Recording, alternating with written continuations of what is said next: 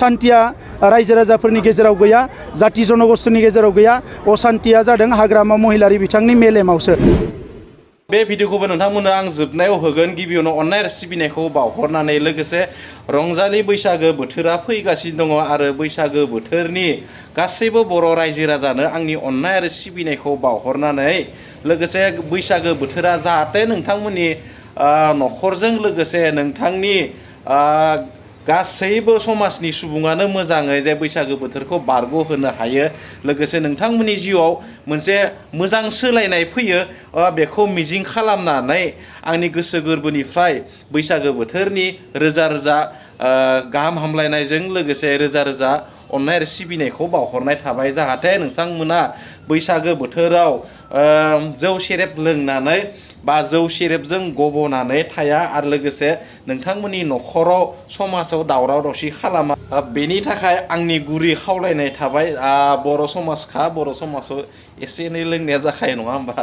जियानो जाया मानो नोंथांमोना जुदियाव लोंबाबो बांद्राय लोंनानै गावसोरनि गेजेरावनो गावबा गावनि गेजेरावनो दावराव दावसि खालामा आरो समाजनि गेजेराव गुबुनले बारहावा सोमजिहोआ। दा खोथाया जादों दाख्लैयो हाग्रामा महिलारि सारा इउपिपिएलखौ लानानै आरो दिपेन बर' सारखौ लानानै सोर दिपेन बर' आं सिनाया बे खोथाखौ बिथाङा फोरमायदों आरो लोगोसे इउपिपिएलखौ बा इउपिपिएल पार्टिखौ एबसुनिफ्रायसो दैदेनबाय थानाय होननानै बिथाङा मोनसे बिबुंथि लाखिदोंमोन आरो बे बिबुंथिखौनो मिरु खालामनानै दिनै प्रमद बर' सारा मा फोरमायखौ बे भिडिअखौ नोंथांमोननो खोन्थिनो नाजागोन। नोंथांमोना भिडिअखौ नायना लाबानो जाबाय। बेनि अनगायैबो लोगोसे गुवाहाटीनि कामरुप हाजो आरो नोंथांमोना मिथिखागौ तीर्थनगरी हाजो आरो बे हाजो ओनसोलनि बाट्यायाव मोनसे हाई सिकिउरिटि जेल जानो थांगासिनो दङ। बेनि हासा सुनाय जाबाय गासैखौबो। सम मोनोब्ला नोंथांमोननो आङो जायगाखिनिखौ खोन्थिनो नाजागोन। जियानो जाया मानो बेयाव मोनसे हाई सिकिउरिटिनि जेल जानो थांगासिनो दङ आरो बेनि कमप्लिट ड्रयिं स्रिं जाजोब्बाय खोनानाय बायदिब्ला। जियानो जाया मानो प्रमद बर' सारा हाग्रामा महिलारिनि बै खोथाफोरनि सायाव मा बुंखो नोंथांमोना भिडिअखौ नायना ला, अब्ला नोंथांमोना बुजिनानै मोनगोन जानांगौ। दुखुनांथावा बेनो जे रायजोफोरनि थाखाय मा मावगोन बेखौसो बुंनांगौ। जेला बिथाङा पावाराव दंमोन अब्लाबो आंखौनो रायबाय थाबाय आरो दाबो बिथाङा आंखौनो रायबाय थादों आरो बुंदों जे एबसु अफिसनिफ्रायसो सरकार सालायदों होननानै आरो फारसेथिं बुंदों जे सोर प्रमद बर' सिनाया होननानै। जुदि प्रमद बर'खौनो सिनायाबा, दिपेन बर'खौनो सिनायाबा बिथाङा सोरखौ सिनायबावनो आरो? जाय दिपेन बर'आ दिनै मोनसे माहारि आफादनि आफादगिरि बेखौनो जुदि सिनायाबा, जाय दिपेन बर' बिथाङा दिनै एबसुखौ दैदेनबाय थादों, जारिमिनारि एबसुखौ, बेखौनो सिनायाबा बिथाङा सोरखौ सिनायनो होनब्ला? अब्लाथ' बिथाङा रावखौबो सिनाया। दा बिथाङा सिनायो खालि फैसा आरो पावार, बे मोननैखौल' सिनायो। दा नंखायनो बेबायदि दैदेनगिरिनि आखायाव रायजोआ मालाबाबो सेफ नङा। देग्लाय बोसोराव 200 फरायसाखौ 50खौ IAS IPS नि थाखाय, 50खौ जोङो ACS नि थाखाय, 50खौ मेडिकेलनि थाखाय आरो 50खौ जोङो इन्जिनियारिंनि थाखाय रेडि खालामगोन आरो गोबां जोंनि फरायसाफोरखौ बायदिसिना गुबुन गुबुन बिथिङाव जौगानायनि थाखाय माखासे जोङो अलरेडि माखासे स्किम्सफोरखौ जों बानायदों।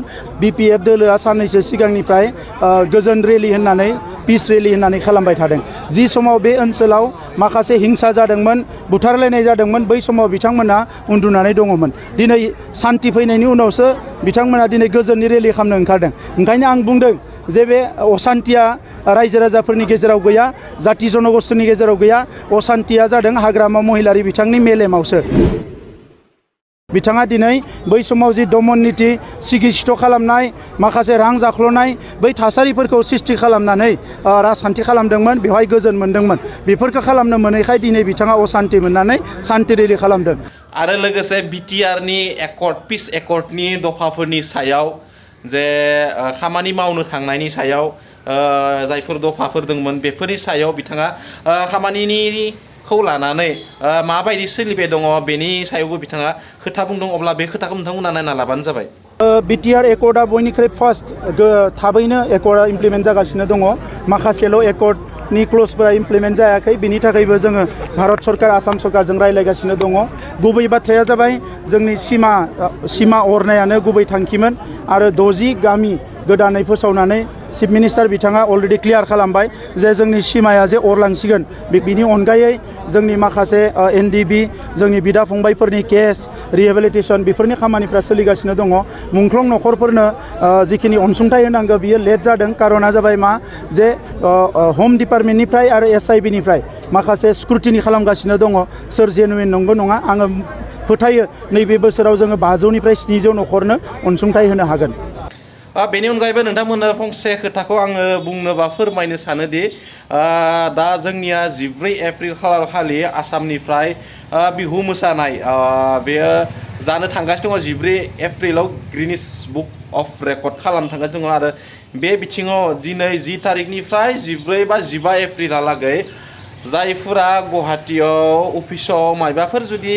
खामानि दङब्ला बेफोर खामानिनि थाखाय नोंथांमोना फैथ'वाबाबो गाहाम जागोन जुदि इमारजेन्सि गैयाब्ला मानोना बे साननैसोआव ओरैबायदि गारि जाम जादों दिनैनिफ्राय बुंनो थाङोब्ला गारिनि ओरैबायदि जाम जादों नोंथांमोना आरो इमारजेन्सि जुदि गैयाब्ला नोंथांमोना साननैसो एसे थाद'ना फैनाया गाहाम स' जियानो जाया मानो भिडिअखौ नोंथांमोना माबायदि मोनखौ नायनानै कमेन्ट खालामनो दाबाव लोगोसे भिडिअखौ नायनायनि थाखाय थेंक्स फर वाचिं गोजोन्थों